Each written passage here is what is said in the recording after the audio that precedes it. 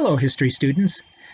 I'm going to be discussing my research topic, which is a classic military campaign, and it is regarding the 1940 fall of France in World War II. The three sources that I mostly focused on was a book titled Fortress France by Kaufman and Kaufman, and they're experts on fortifications and have done a lot of research about French fortifications and the Maginot Line.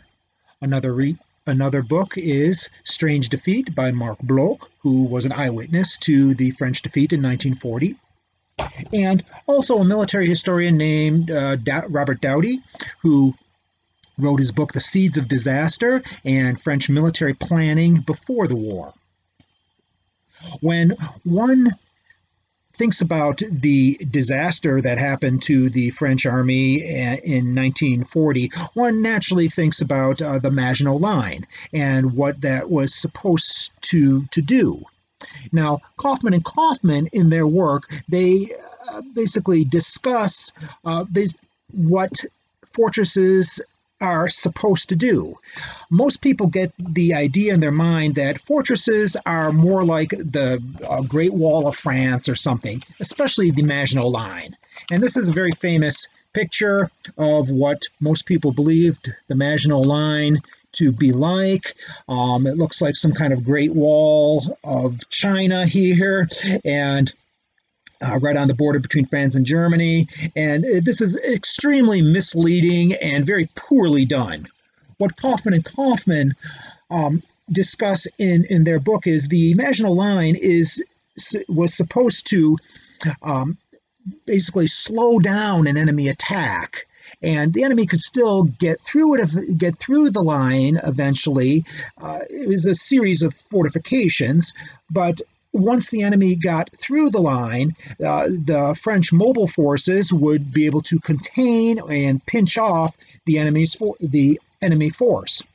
Now, another source shows the Maginot Line exactly what Kaufman and Kaufman describe in a little bit better view. The fortresses of the Maginot Line were like fingers of a hand, and in French they call them ouvrages.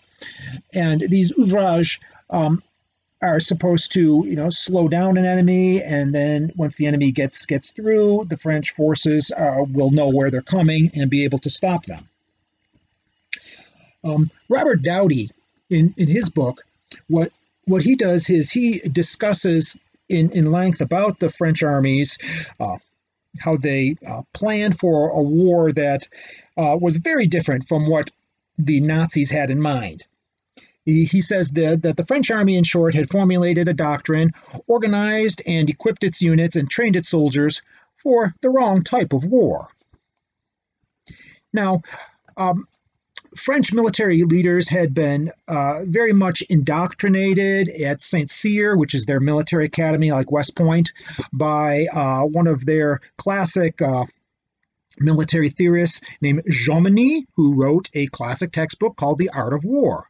And Baron Jomini discusses in his ideas is that when a commander is organizing their forces for war, it has to be very methodical. You plan battles in advance, you plan how many forces you're going to need, and you get them to where they should be, and everything is planned years ahead of time, and nothing is left basically to chance or the gambler's roll of dice or something like that. And this is very different from what the Nazis had in mind in 1940. They had very different tactics. One of the other things that Robert Doughty discusses is that the French were kind of stuck in a different mindset, and he gets that idea from Charles de Gaulle and Charles de Gaulle's war memoirs. And de Gaulle says that the army became stuck in a series of ideas that had their heyday before the end of the First World War. It was all the more inclined that way because its leaders had grown old at their posts, which is a classic quote from Charles de Gaulle.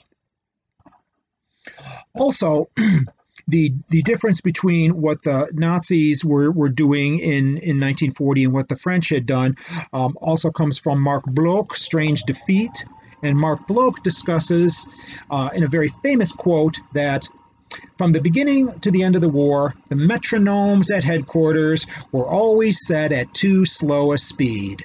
Very classic quote from Marc Bloch and his view of what happened in 1940. So these are parts of my research trying to put together the puzzle of the disaster of 1940, and I hope you enjoyed this brief talk. Thank you.